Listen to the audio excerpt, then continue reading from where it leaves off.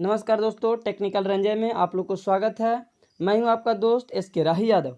आज हम लोग केमिस्ट्री का सॉलिड स्टेट यानी ठोस अवस्था का ऑब्जेक्टिव पढ़ेंगे।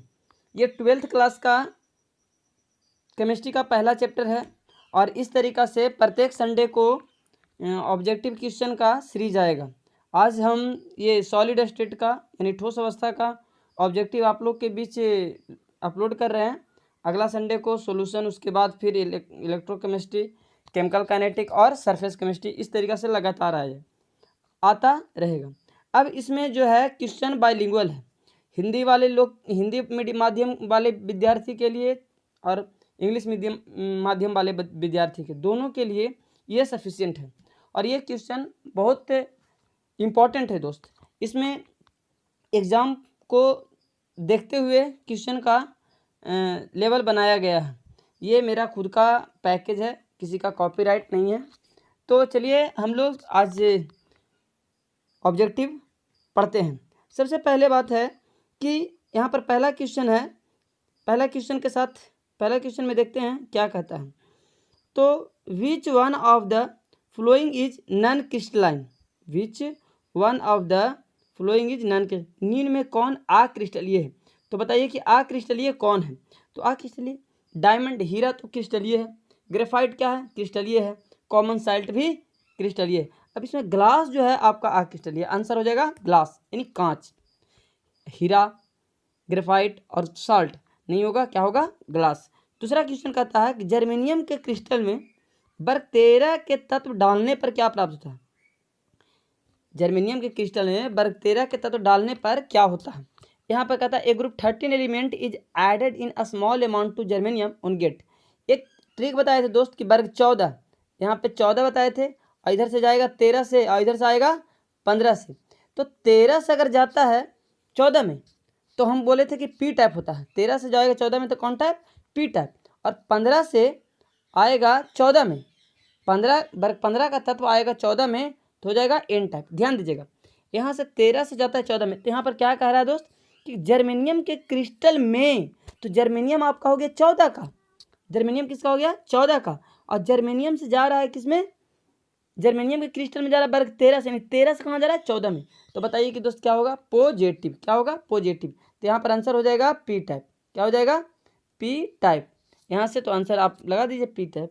उसके बाद में कहता है हाउ मेनी ऑक्टाहेड्रल साइट पर sphere are there a cube close pack structure. तो यहाँ पे कहता है घनीय निविड़ संकुलन संरचना में कितने प्रकार का ऑक्टाहेड्रल स्थान होता है। तो 4 होता है, ये आप सीधा जानते हैं कि इसमें ऑक्टाहेड्रल साइट का स्थान कहेगा तो कितना हो जाएगा, 4। कहता है सिलिकॉन, अगला क्वेश्चन देखिएगा।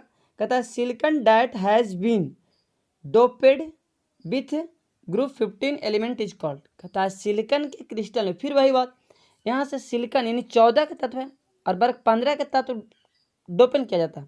तो 14 में कहाँ से किया जा रहा है, 15 से किया जा रहा है। तो 14 से कहाँ आ रहा है, 15 में। तो क्या हो जाएगा दोस्त, N type. Answer N type, यानी 15 से 14 हमारा नीचे आ रहा है, नेगेटिव, एन टाइप। यहाँ तक के क्लियर है, आगे बढ़ाएं दोस्त। चलिए, तो यहाँ से क्वेश्चन 5, क्वेश्चन 5 में कहता है कि which one of the following expression is correct for a caesium chloride unit cell with lattice parameter a. तो कहता है सीजियम क्लोराइड एक कोष्ठिका में निम्न में से कौन होगा, निम्न में से कौन होगा। तो यहाँ पे थोड़ा सा समस्या है दोस्त कि यहाँ पे होना चाहिए था 2R होना चाहिए था, 2R होना चाहिए था, बट यहाँ पे कुछ गलती हो गया। यहाँ पे ऑप्शन 2R होना चाहिए था, यहाँ पे ऑप्शन 0/√2R होना चाहिए था, यहाँ पे √3/2R होना चाहिए था और यहाँ √3A/2R होना चाहिए था, यहाँ √3R/2 होना चाहिए था। अब बताइए कि आंसर क्या होना चाहिए। तो कुछ मिस्टेक हो गया था यहाँ पे, देख लीजिएगा। अब यहाँ पे मतलब ऑप्शन क्या हो जाएगा, तो बताइए कि यहाँ से हमको सीजियम क्लोराइड का निकालने का रहा, तो सीजियम क्लोराइड का यूनिट सेल निकालिए, क्या हो जाएगा, इसका आंसर ए हो जाएगा, 2R हो जाएगा। यहाँ पे क्या हो जाएगा, 2R हो जाएगा। ध्यान दीजिएगा, क्या हो जाएगा 2R, यहाँ से एक ऑप्शन ए। उसके बाद में कहता है कि हेक्सागोनल निबिड़ संकुलन संरचना के उप सहसंयोजन संख्या। तो हेक्सागोनल कहेगा दोस्त तो आप सीधा जानते हो कि 12, हेक्सागोनल में कहेगा तो 12, तो हेक्सागोनल का क्या हो जाएगा 12। हेक्सागोनल का उप सहसंयोजन संख्या हम बताए थे कि हेक्सागोनल का कितना होता है 12। तो कोऑर्डिनेशन नंबर मतलब कि क्यूबिक के और हेक्सागोनल के दोनों का क्या हो जाएगा 12 हो जाएगा। कहता है फ्रेंकल एंड शॉर्टकट डिफेक्ट, कहता है फ्रेंकल और शॉर्टकट डिफेक्ट है तो कौन सी है क्या देखिए, आप ध्यान से देखिए, nuclear defect no, atomic defect, nuclear मतलब नाभिकीय दोष, एटॉमिक परमाणु दोष, क्रिस्टल यानी क्रिस्टलीय दोष, मोलिकुलर दोष। आप सीधा जान रहे हो कि क्या हो जाएगा, यहाँ से क्रिस्टलीय दोष हो जाएगा, तो ऑप्शन हो जाएगा सी, क्रिस्टल डिफेक्ट यानी क्रिस्टलीय दोष। चलिए आगे क्वेश्चन नंबर 8 देखेंगे कि what is the coordination number of sodium in Na2O।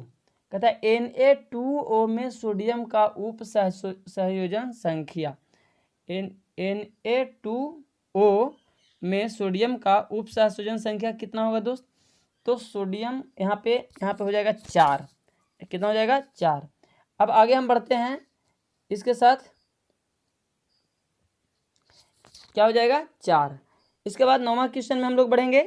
9वां question क्या कहता है कि ग्लास इज ए, ग्लास है, तो आप बताइए ना दोस्त ग्लास क्या है, ग्लास क्या है, थोड़ा बहुत दिमाग लगाइए, ग्लास क्या है, क्रिस्टलाइन सॉलिड है या सुपर कोइलेट लिक्विड है या जेल है या पॉलीमेरिक मिक्सचर है, तो आप बोलिए ये हो जाएगा। यहाँ पे थोड़ा सा क्वेश्चन जो है, ग्लास जो है क्रिस्टलाइन सॉलिड तो कभी हो ही नहीं गया, क्रिस्टलीय है ग्लास, पहला क्वेश्चन हम बताए थे यह क्रिस्टलीय है, तो ग्लास जो है सुपर कोइलेट लिक्विड है, क्या हो जाएगा super cooled liquid, answer B, super cooled liquid है ना।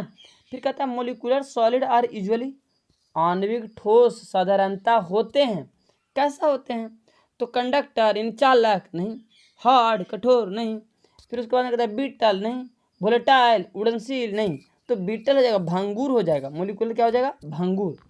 यहाँ पे कंडक्टर मतलब चालक, तो क्या सभी मतलब कि मोलिकुलर ठोस आणविक ठोस चालक नहीं हो सकता, जैसे NH3 H2O सब मोलिकुलर है, हार्ड मतलब कठोर, H2O तो कठोर नहीं होता है, वोलेटाइल मतलब सभी उड़नशील नहीं हो सकते हैं, यानी ये क्या हो जाएगा भंगुर।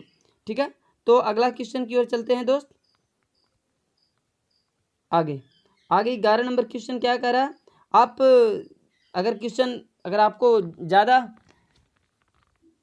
आप थोड़ा सा ध्यान से देखिएगा, अगर अच्छा लगे क्वेश्चन तो अच्छा लगे आपको तो लाइक से शेयर सब्सक्राइब करते रहिए। चलिए, the factor which makes a solid to have a low density is, कहता है निम्न कारक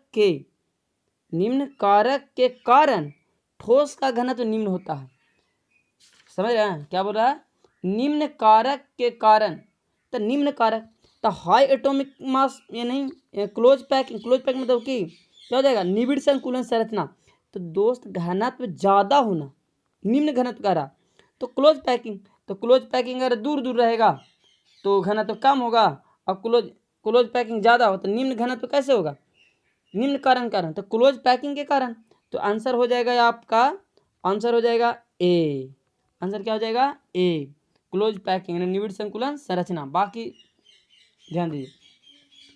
उसके बाद में कहता है निम्न में से घनीय एक कोशिका को दर्शाता है, घनीय, तो घन में हम बताए थे, ये वाला क्वेश्चन नंबर 12 देखिएगा, निम्न में से घनीय यानी क्यूबिक यूनिट सेल को दर्शाता है, ठीक है ना, which of the following dimension represent a cubic unit cell, निम्न में से घनीय एक कोशिका को दर्शाता है, तो घन में हम बोले थे दोस्त कि इस तरीका से रहेगा स्ट्रक्चर, इस तरीका से स्ट्रक्चर रहेगा, तो बताइए कि कोई एक सेल को देखेंगे, कोई एक चीज़ को देखेंगे, यहाँ पर यहाँ से यहाँ पे पॉइंट है, तो पॉइंट में क्या हो जाएगा ए, यहाँ से ए हो जाएगा, जैसे देख लीजिए कि मान लीजिए कि यहाँ पे समझने के लिए थोड़ा सा हम ध्यान देते हैं कि यहाँ से ये वाला पॉइंट को ए मान लेंगे, ये पॉइंट को बी, इसको ए मान लिए, इसको बी मान लिया और इसको क्या मान लेंगे दोस्त, सी मान लेंगे। अब यहाँ से बताइए कि घन में सभी भुजा क्या होते हैं, बराबर होते हैं, तो क्या हो जाएगा, ए के बराबर बी हो जाएगा, बी के बराबर क्या हो जाएगा, सी हो जाएगा। ध्यान दीजिएगा, ए बराबर क्या हो जाएगा, बी, और बी बराबर क्या हो जाएगा, सी। इतना बात। अब कोण की बात करें यहाँ पे तो अल्फा बीटा गामा तीनों बराबर हो जाएगा 90 डिग्री के। तो आप देखिए कि किसमें ए बी सी, अब अल्फा बीटा गामा बराबर कह रहा, तो ए बराबर बी, बी बराबर सी, अल्फा बराबर बीटा, बीटा गामा तीनों 90 डिग्री, ऑप्शन ए हो जाएगा, ऑप्शन ए हो जाएगा। लेकिन यहाँ पे थोड़ा सा उल्टा पलटा कर दिया है, ए बराबर बी, बी बराबर सी, सी ऑप्शन सी देखिए। अब बीटा बराबर अल्फा, अल्फा बराबर गामा, गामा बराबर 90 डिग्री, यानी कि ए भी हो सकता था, लेकिन इसमें सिस्टमैटिक नहीं है। तो अगला क्वेश्चन हम देखेंगे दोस्त, 13वां क्वेश्चन कहता है कि विच of the following dimension represent octahedral, क्या कह रहा है, सॉरी ऑक्टाहेड्रल नहीं कह रहा, टेट्राहेड्रल यूनिट। टेट्राहेड्रल को दर्शाता है कौन, तो टेट्राहेड्रल में हम बोले थे कुछ नहीं कि टेट्राहेड्रल में ये जो साइट है, ये वाला जो आपका साइट है वो क्या होगा, बढ़ जाएगा, ये वाला साइड जो है क्या होगा, बढ़ जाएगा, केवल ये बढ़ जाएगा, केवल ये साइड बढ़ जाने से क्या होगा, यानी कि थोड़ा सा नीचे था ऊंचा हो गया, तब इसमें ए बराबर बी होगा, लेकिन बी के बराबर सी नहीं होगा। थोड़ा सा ध्यान दीजिएगा, थोड़ा सा ध्यान दीजिए कि इसमें ए के बराबर बी और बी के नॉट इक्वल टू सी, और अल्फा बीटा गामा तीनों क्या होगा, बराबर, ये हो जाएगा आपका ऑप्शन बी सही। चलिए 13 नंबर क्वेश्चन देखिएगा दोस्त, कहता है which of the following dimension represent a tetragonal unit. Tetragonal कह रहा है, यहाँ पे क्यूबिक हो गया, टेट्रागोनल हो गया, सॉरी ये वाला ऑप्शन नहीं हो, ये वन है। 13 क्वेश्चन कह रहा है टेट्रागोनल, तो टेट्रागोनल के ए बराबर B, B not equal to C, तो आपका बी हो जाएगा। ये वाला क्वेश्चन समझ में आया दोस्त। कहेगा कि घन में कहेगा, तो घन में कहेगा तो ए हो जाएगा, ए बराबर बी, बी बराबर सी, और अल्फा बराबर बीटा, बीटा बराबर गामा, और गामा तीनों जो होगा 90 डिग्री होगा। लेकिन टेट्रागोनल में होगा कि ए बराबर बी, बी बराबर सी। आपको थ्योरी हम बताए हैं, ठीक है ना, आप थ्योरी में देख सकते हैं एक बार, इसको ट्रिक बताए हैं सीटीओ मेहर तक, इस तरीके से मतलब बताए थे कि थोड़ा सा भी जब एक तल्ला है तो फिर उसके बाद में दो तल्ला से फिर बेईमानी कर लिया, इस तरीके से मतलब ट्रिक हम बताए हैं, थ्योरी जा करके आप देख सकते हैं। चलिए तो आगे हम बढ़ते हैं क्वेश्चन नंबर 14 पे। तो चलिए दोस्त क्वेश्चन नंबर 14 में क्या कहता है कि द यूनिट सेल रिप्रेजेंट, क्या बोल रहा है कि the unit cell present in the crystal lattice of diamond is, अच्छा हीरा में कह रहा है निम्न में से एक एक कोष्ठिका क्रिस्टल त्रिविमीय संरचना है, और डायमेंशन कह रहा है, ठीक है, यहाँ पे गलती हो गया, थोड़ा सा डायमेंशन लिखना चाहिए था, क्रिस्टल लैटिस ऑफ डायमेंशन, ठीक है ना, लेकिन लिख दिया है डायमंड। तो यहाँ पर कह रहा है निम्न में से एक एक कोष्ठिका के क्रिस्टल में त्रिविमीय संरचना है, तो क्यूब में होगा, टेट्रागोनल, हेक्सागोनल, ट्राइगोनल, तो आप लोग बताइए किस में होगा, तो ये हो जाएगा आपका क्यूब में, किस में हो जाएगा, क्यूब में, ऑप्शन नंबर ए। आगे कह रहा which of the following substance does not crystallize in the rock salt structure. निम्न में से कौन सा पदार्थ रॉक साल्ट के संरचना में क्रिस्टलाइन नहीं होता है। अच्छा, इसमें रॉक साल्ट के संरचना में नहीं होता, तो कौन हो जाएगा, रॉक साल्ट के संरचना में कौन नहीं होगा, तो NaCl, KCl, MgO ये तो होगा, ये आपका हो जाएगा ऑप्शन नंबर डी, ये रॉक साल्ट में नहीं होता।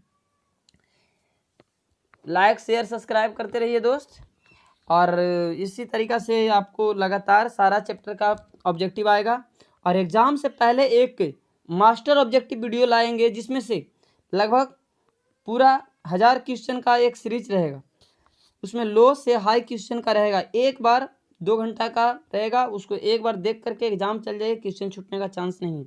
लेकिन ये उससे पहले ये वाला दिमाग स्ट्रॉन्ग करने के लिए ज़रूरी है। तो क्वेश्चन नंबर 16 में कहता है in a molecular crystal of the force holding together the atom within a given molecular आणविक क्रिस्टल ठोस में अणु किस बंधन द्वारा आपस में जुड़ा रहता है? आणविक क्रिस्टल में तो बताइए, आणविक क्रिस्टल में कोवैलेंट बॉन्ड द्वारा, आयोनिक, मेटालिक बॉन्ड, वंडर वाल फोर्स, क्या हो जाएगा?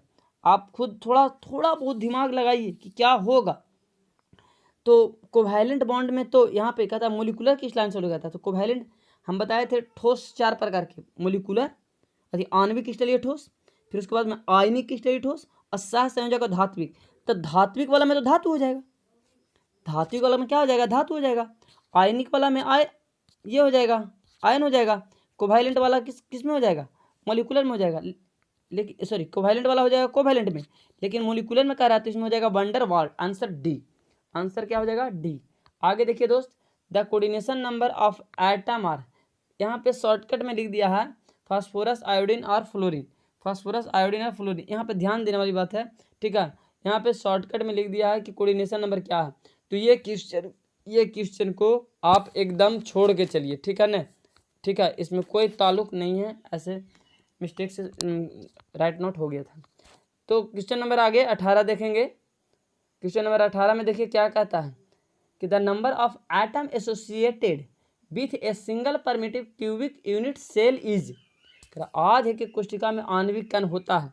तो आधे के कोष्ठिका में आणविक कण क्या होगा बताइए? आधे के कोष्ठिका में आणविक कण, तो आणविक कण कहता है कि कितना जुड़ा होता है, आणविक कण जुड़े होते हैं। अगर कहेगा कितना आणविक कण होता है तो 1 हो जाएगा। आणविक कण कहेगा कितना जुड़ा होता है तो 1 हो जाएगा, लेकिन कह रहा है कि कितना आणविक कण जुड़े होते हैं तो 8 हो जाएगा, ऑप्शन 8। जैसे देखिए यहाँ से एक परमिटिव यूनिट सेल बना दिया ना दोस्त, सरल घनीय के कोष्ठिका बना दिया। चलिए यहाँ बना दिया, अब यहाँ पे एक कण है, एक कण यहाँ पे है, कलर चेंज कर देता हूँ, उसके बाद में मतलब कि आप देख लीजिए। एक कण यहाँ पे है, एक कण यहाँ पे, एक कण यहाँ, एक कण यहाँ, एक कण यहाँ, 8 कोना पर एक एक है। तो टोटल कितना हो गया दोस्त? 8 हो गया। टोटल कितना हो गया? 8। अब यहाँ कहता है कि 8 से जुड़ा होता है, लेकिन होता कितना है? तो प्रत्येक कोना पर 1/8 होता है, गुने कोना कितना है? टोटल 8 है। तो 8 से 8 कट जाएगा, कितना बचेगा दोस्त? 1 बचेगा। तो अगर कहेगा कि आणविक कण कितना होता है तो 1, और कितना जुड़ा है तो 8। चलते हैं आगे। क्वेश्चन नंबर 19 में कहता है कि the number of atom associated with, sorry हो गया 19। चलिए 20 में देखते हैं, the liquefied metal expanding on solidification is, कहता है द्रवित धातु ठोसीकरण के बाद फैल जाता है। कौन सा है इसमें जो अगर उसको ठोस बनाते हैं, द्रव अवस्था में है और उसको ठोस बनाते हैं तो फैल जाता है, फैल जाता है। आप लोग सब लोग जानते हैं कि ये आपका हो जाएगा गैलियम। एल्युमिनियम तो फैलेगा नहीं, जिंक तो फैलेगा नहीं, कॉपर फैलेगा नहीं, तांबा कभी फैलेगा नहीं, ये गैलियम जो है दोस्त फैल जाता है। उसके बाद में 21 नंबर क्वेश्चन में देखते हैं। 21 नंबर क्वेश्चन क्या कहता है कि how many space lattice are possible in crystal. आया है, कितना अच्छा बात बोला है कि कितना पॉसिबल हो सकता है। तो आप लोग बताइए कितना पॉसिबल होगा। हम बोले थे कि 7 क्रिस्टल तंत्र होता है 7, लेकिन पॉसिबल की बात कहेगा तो हो जाएगा 14। क्या हो जाएगा? D option. ऑप्शन क्या हो जाएगा? डी। चलिए बढ़ते हैं आगे।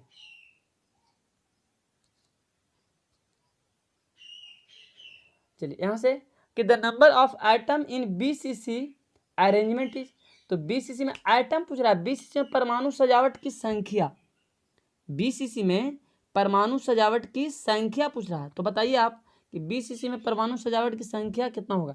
तो आप सीधा सा बनाओ ना दोस्त कि बीसीसी में इस तरीका से स्ट्रक्चर होगा, एकदम ध्यान से बनाइए कि कैसे होगा इस तरीका से। तो प्रत्येक कोना के लिए 1/8 गुने 8 बोले थे, और बॉडी में 1 है तो बॉडी के लिए 1/1 इंटू 1, तो 1 यहाँ से आ गया 1 यहाँ से, तो कितना हो जाएगा ऑप्शन? बोलिए ऑप्शन आंसर हो जाएगा 2। आंसर क्या हो जाएगा? 2। बढ़ते हैं आगे, बढ़ते हैं आगे। यहाँ पर ऑप्शन कितना हो जाएगा? 2। आगे कह रहा है विच of the flowing transition metal oxide is not an insulator.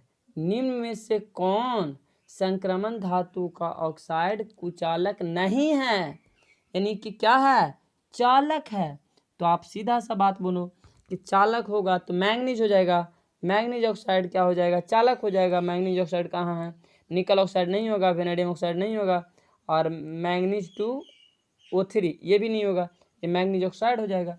चलिए an example of BCC, BCC का एग्जाम्पल कौन है, तो सोडियम हो जाएगा। सीधा सी बात, सोडियम हो जाएगा BCC का एग्जाम्पल।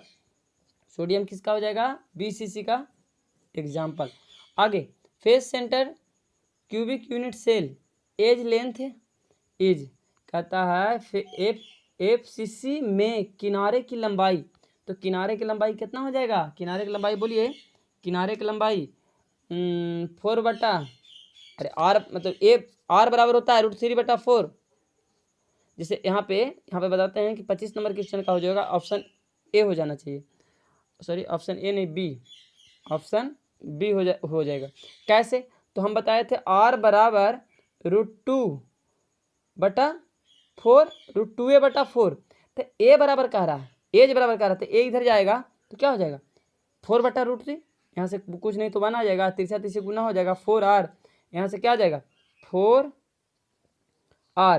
बराबर 4r बराबर क्या हो जाएगा √2a। अब ए को 2r को इधर करेंगे तो क्या हो जाएगा, आर को इधर करेंगे, आर को रहने देंगे, तो 4 को इधर करेंगे तो क्या हो जाएगा 4/√2a। चलिए बढ़ते हैं आगे, तो क्वेश्चन होगा ये। आगे क्वेश्चन बढ़ते हैं हम 26 पे। चलिए क्वेश्चन नंबर 26, देखिए दोस्त चैनल को सब्सक्राइब कर दीजिए, अच्छा लगे तो लाइक कीजिए और बेल आइकन घंटी बजा दीजिए। चलिए आगे क्वेश्चन बढ़ते हैं। 26 नंबर क्वेश्चन का रहा कि 3 element ABC crystalline in a cubic solid lattice, a atom occupy at corner, कहता है ए एटम ऑक्यूपाई कॉर्नर, ए वाला जो है कहाँ ऑक्यूपाई कर रहा है, कॉर्नर पे कर रहा है, और बी वाला एटम जो ऑक्यूपाई कर रहा है सेंटर में कर रहा है, एंड सी एटम जो है एज पर है। द फार्मूला कंपाउंड इज, देखिए दोस्त यहाँ पे एकदम घुमाने फिराने वाला क्वेश्चन बोल दिया है, ठीक है। तो चलिए इसको समझते हैं 26 नंबर क्वेश्चन को थोड़ा सा, कि यहाँ से इस तरीका है, कलर चेंज करके मैं बताता हूँ कि यहाँ से यूनिट सेल है। अब यूनिट सेल है तो यहाँ पे कलर चेंज कर लीजिए थोड़ा सा सब लोग। यहाँ से देखिए, यहाँ पे कहता है कि ABC है ना, तो मतलब कि क्या कह रहा है कि ए आइटम जो है ऑक्यूपाई कॉर्नर पर, यहाँ पर ए है कॉर्नर पर, सभी कॉर्नर पर क्या हो गया ए, सभी कॉर्नर पर क्या हो जाएगा दोस्त ए हो जाएगा। और आप लोग कोना के लिए जानते हैं कि 1/8 गुने 8 होता है, तो 1/8 गुने 8 ए हो जाएगा कि नहीं हो जाएगा। अभी कटेगा 8 से 8 खत्म, तो कितना बचेगा ए बचेगा, तो कोना पर ए हो जाएगा, तो सब में ए है। उसके बाद में कह रहा है कि किनारा पे, तो किनारा पे हम मतलब कि यहाँ से फार्मूला डायरेक्ट निकल जाएगा कि कोना के लिए 1 और केंद्र के लिए 1। उसके बाद में जो किनारा होता है, तो किनारा का होता है 26 क्वेश्चन है, किनारा का होता है 1/4 इंटू, और किनारा कितना होगा दोस्त 12, तो कट जाएगा तो कितना हो जाएगा 3।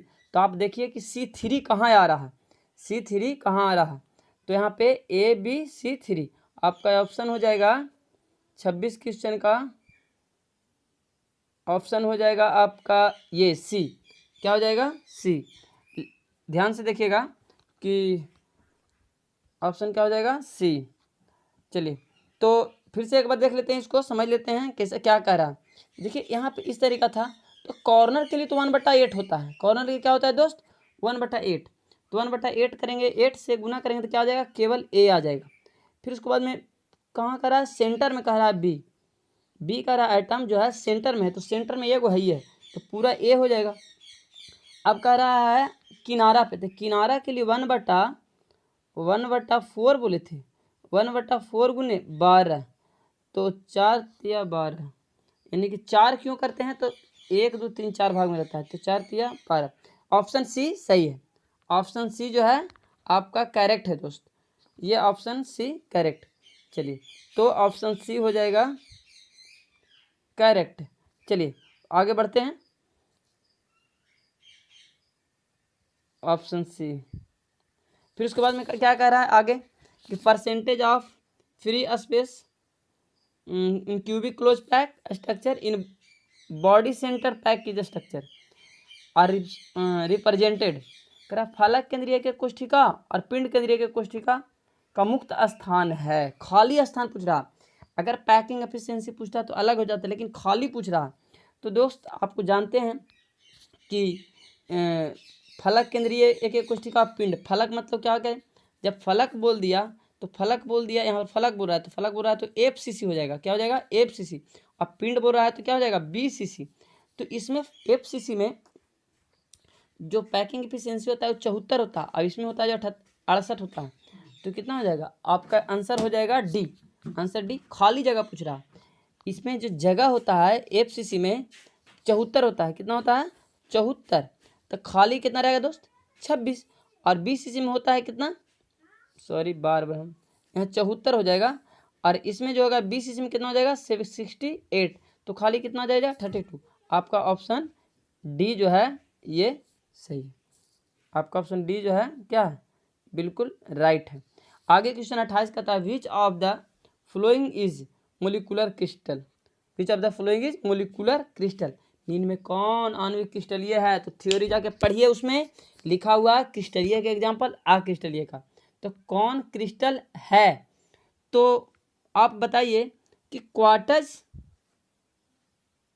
कौन आणविक क्रिस्टल ये है? सब क्रिस्टल है। रॉक साल्ट, रॉक साल्ट कहने का मतलब NaCl, NaCl ये भी क्रिस्टल है। क्वार्टज SiO2, ड्रायस H2O, और ग्रेफाइट, ग्रेफाइट यहाँ पर गलती लिखा हुआ ग्रेफाइट, ठीक है ना। इसमें कौन जो है? तो मोलिकुलर का था, क्या कहता है? विच ऑफ द मोलिकुलर, तो मोलिकुलर में हो जाएगा आपका ये ड्राई। क्या हो जाएगा? ड्राई। शुष्क बर्फ, शुष्क बर्फ जो हो जाएगा आपका मोलिकुलर हो जाएगा। H2O है लेकिन शुष्क में है, तो क्या हो जाएगा? मोलिकुलर। जैसे कि आपको ध्यान दीजिएगा यहाँ पे कि क्या कह रहा है यहाँ पर H2O, तो HOH यहाँ पे मोलिकुलर ठोस है। ये मोलिकुलर मतलब कि इसमें मॉलिक्यूल है। H2O क्या है? मॉलिक्यूल। तो इस तरीक़ा से आपका ये ख़त्म हुआ दोस्त इस चैप्टर का। आगे भी इसी तरीक़ा से आगे हम प्रत्येक चैप्टर का जो भी क्वेश्चन है आप लोग के समक्ष लाते रहेंगे। आप लोग भी साथ में जुड़े रहिए।